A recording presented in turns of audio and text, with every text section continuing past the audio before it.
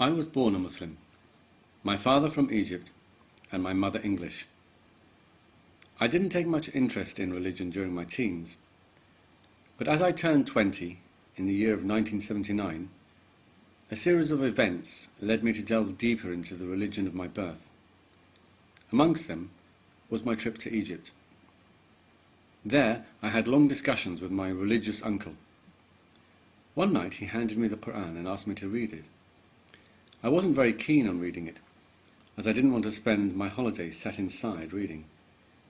I decided I would read a little, then politely put it to one side. But to my surprise, I found I couldn't put it down.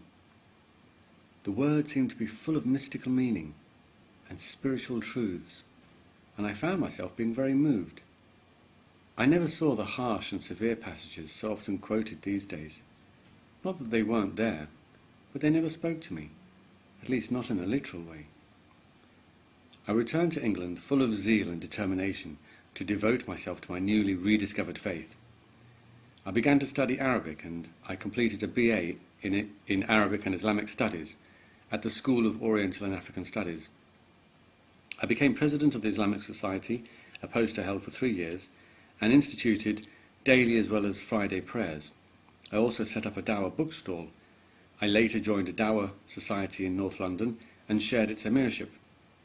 I edited an Islamic magazine, wrote 4 books for Muslim children, and spent 15 years as a school teacher at Islamia Primary School in London. For many years I was very devout and committed, but by about the year 2000, doubts started creeping in. It's difficult for me to identify exactly why this took place. There were certainly events in my personal life and in the world around me that shook me out of my comfort zone and caused me to reflect and think.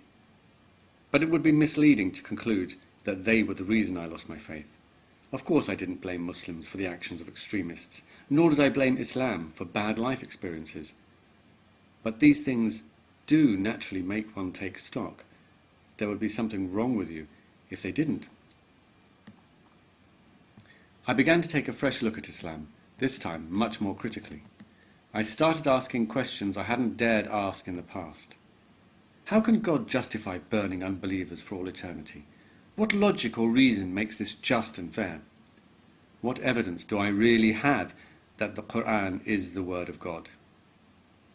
At first I tried to suppress my doubts and reacted with denial, anger and blame. I denied there was any problem with Islam. I grew angry at criticism and I blamed the West for creating problems.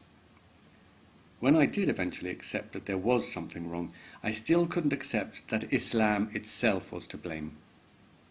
It was the way Islam was being interpreted, I told myself. That was the problem. So I started calling for a reinterpretation and reform of traditional views. But instead of easing my conscience, this only made me feel even more uneasy.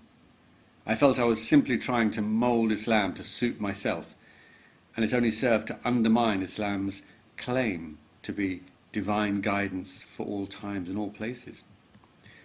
Finally, I told myself that although my rational mind found it difficult to believe in certain things, there must be explanations beyond my capacity to understand, and that God knows best.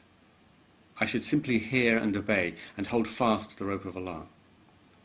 I felt I had nothing to gain and everything to lose by rejecting Islam. So I forced myself to go through the motions of being a good Muslim in the hope that my faith would return. But this pretense only made me depressed and lose all motivation.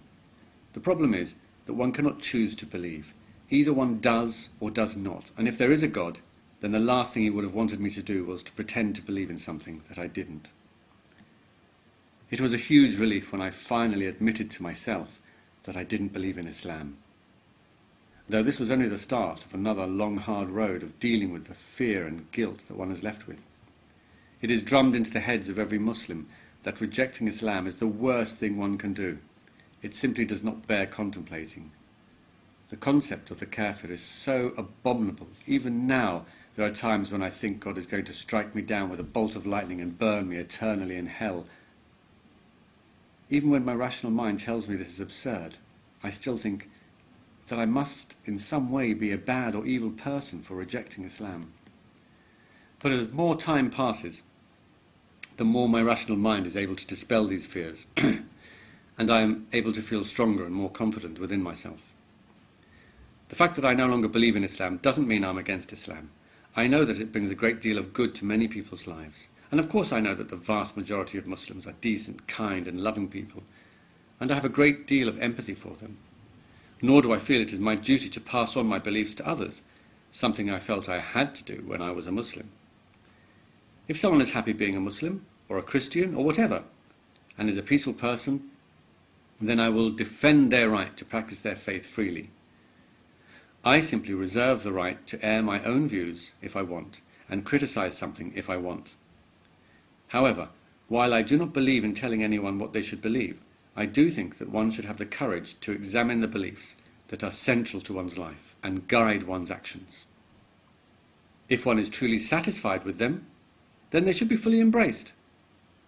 But if they do not stand up to close scrutiny, then they should be discarded. Life is too short to allow it to be dictated by beliefs that one does not truly believe.